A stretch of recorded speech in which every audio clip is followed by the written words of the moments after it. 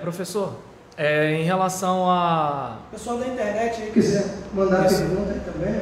Eu queria uma ajuda sua na... Minha? Isso, na parte... Isso.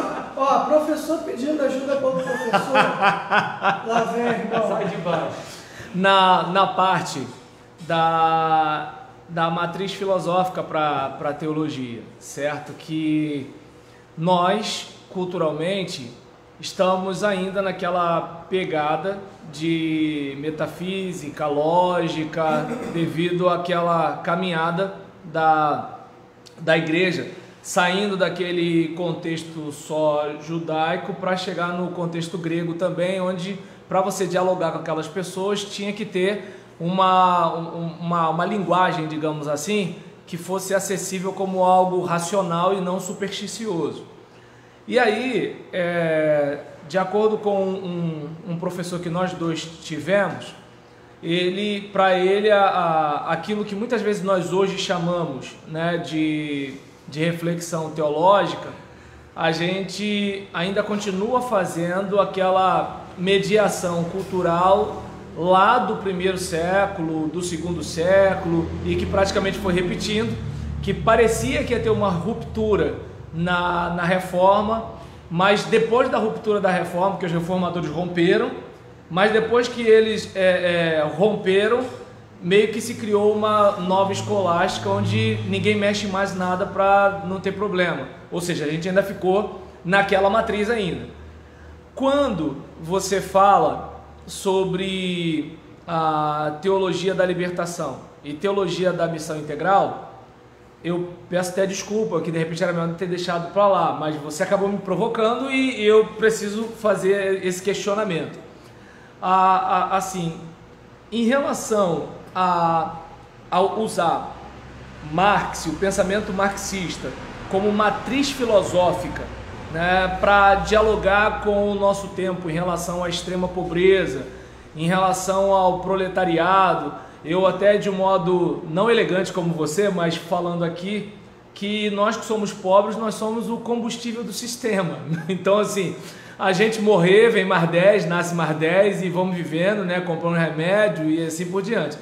Mas, digamos, a gente sabe que existe isso, né, a gente sabe que é uma realidade e a maioria de nós, obviamente, quer sair da pobreza. Eu quero ficar rico, né? Mas aí o que acontece? A gente quer sair da pobreza, mas não necessariamente reduzir a pobreza. É meio que assim, a gente quer escapar e não necessariamente transformar a realidade, né? Pelo menos eu falo da maldade do meu coração, eu quero sair desse balde aí.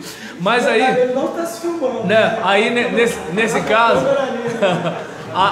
Aí, por exemplo, um cara exibido que nem eu, claro que eu virei a câmera para mim, mas aí o que acontece? Em relação a isso, a gente tem aquela matriz lá. A gente, por exemplo, viu que os reformadores recorreram ao evento, né, humanista do Renascimento. A gente hoje parece que volta lá, né, lá atrás, meio que pula o Renascimento na questão de interpretar, para dar aquele grau de perenidade. E você, por exemplo, num tempo como hoje, que a gente está vivendo, você de peito aberto fala de teologia da libertação e teologia da missão integral. Aí eu queria saber, dadas as coisas que a gente sabe das defesas de Marx, ou das coisas que a gente não sabe, mas escuta as pessoas dizerem que Marx defendeu, como é que a gente poderia teologar, tendo como chão, né, o pensamento marxista, assim como os pais lá atrás tiveram como chão metafísica e lógica, né, e para dialogar com o seu tempo, sem ter problema, inclusive, com o seio da própria igreja? Perdão pela pergunta longa, mas deu para entender? Não. Então... Deu sim, deu sim. Ah, então tá, que susto. Porque imagina uma outra pergunta longa. Já pensou? Bom, uma fala longa, né? Eu não sou tão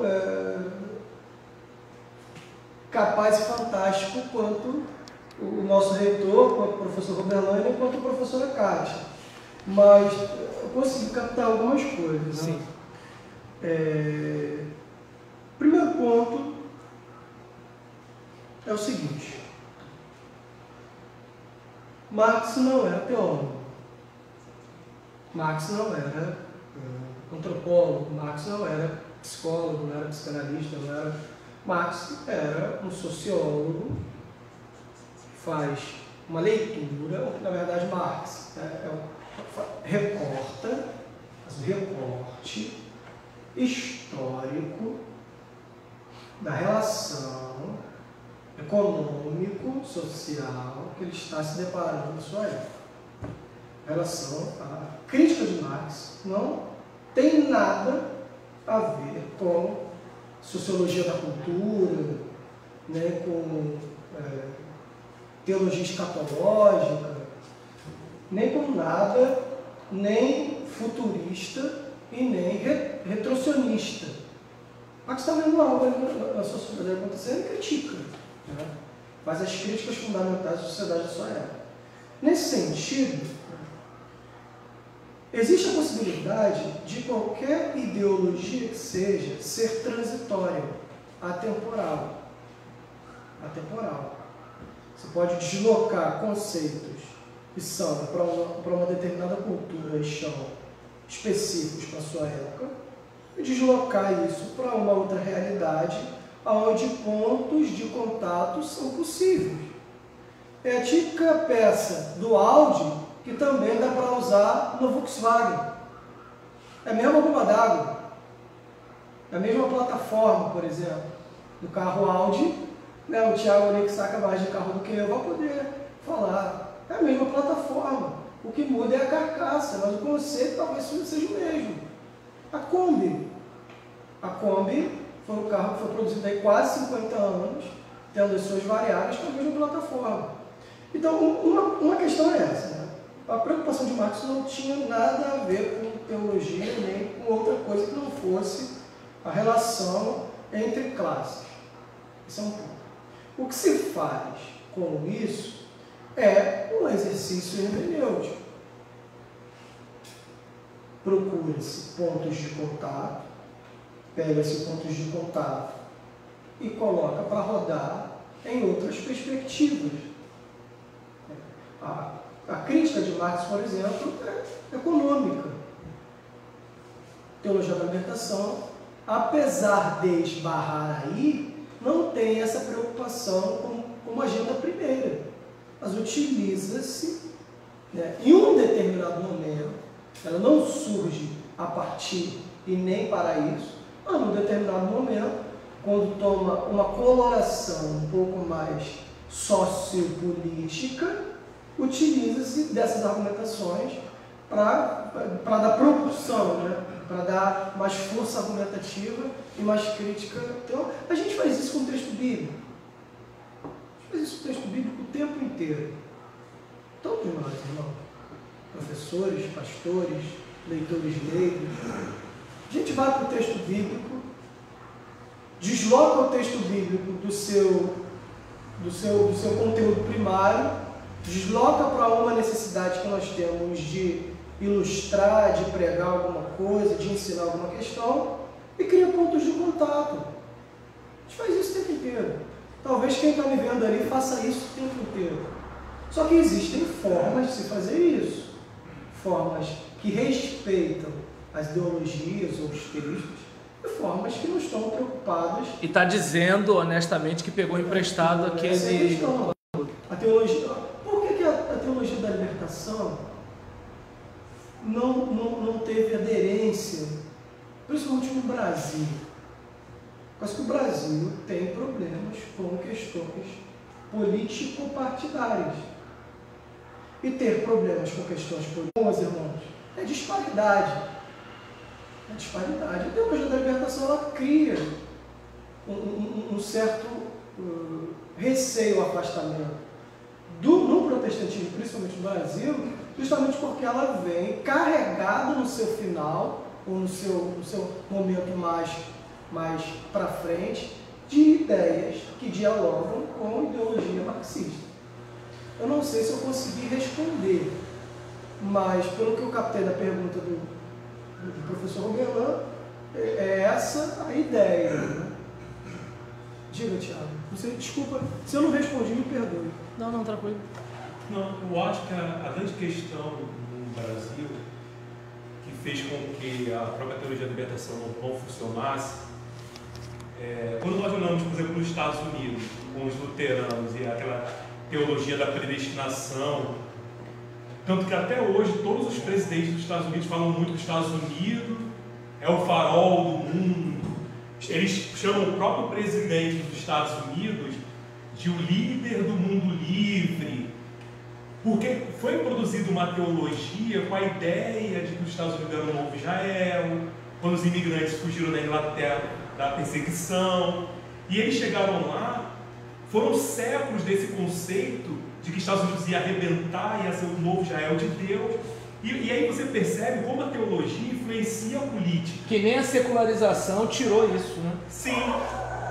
Então eles pensam, não, nós somos o farol do mundo, nós somos o líder do mundo livre, porque eles creem nas palavras proféticas dos puritanos. Só que no Brasil houve um caminho inverso, e entender também o contexto histórico da época. Havia uma Guerra Fria, havia um sentimento causado até pela propaganda norte-americana de anticomunismo. Todo mundo via filmes de Rambo matando os comunistas, os russos. E isso, quando chegou aqui em 64 no Brasil com o movimento militar, uma das justificativas para o golpe militar foi a defesa dos comunistas, que eram umas 150 pessoas que tinham no Brasil, não tinham como dar um golpe armado. Mas sempre no Brasil houve um sentimento anticomunista. Só que a galera da teologia de libertação eram padres, eram presbiterianos, não era ninguém afeito à luta armada. Mas qualquer semelhança com o comunismo era suficiente para... Eles fazem parte desse negócio aí. Não, mas qual é a pergunta? Não, ele está contribuindo. Está contribuindo. Então, era para soar brincadeira. Ela pergunta. Então, o Brasil, mesmo sem ninguém entender o que é o materialismo dialético proposto por Marx, o Brasil tem um sentimento muito grande anticomunista. E qualquer coisa que dialogue com aspectos do que seria o comunismo de Marx, porque, para falar a verdade, no Brasil só tem um partido, que é o PCO, que é radicalmente marxista, como seria o que Marx se propôs. Todos os outros ligeiramente inspirado no conceito. Então, como alguém que gosta de teologia, embora não seja teólogo como os meus mestres, quer um olhar menos zoológico para o pobre. Porque tem muito do europeu e do norte-americano aquele olhar de fora para a África, para a América Latina. Uma das grandes propostas da teologia da libertação que me cativou é nós olharmos a partir da nossa experiência real. Não com aquele olhar distante do cara que não sabe o que é o contexto brasileiro, não sabe qual é o contexto do Chile. É sempre um olhar muito distante. Isso também é uma das coisas que Marx propunha no materialismo dialético, de que só entende a fome quem fome passou. Qualquer outra coisa é abstração, é isso. Então, eu só queria dar essa pequena contribuição. O brasileiro é muito contrário ao marxismo pelos aspectos políticos, quando, na verdade, a galera na França produziu coisa muito mais radical. Teve morte na França, tiroteio na França, na época de Marx. Os escritos do Marx eram muito menos afeitos à guerra armada do que outros que não ficaram tão famosos como ele, entendeu? Muito bom, irmão Thiago. Mais alguém gostaria de falar alguma coisa?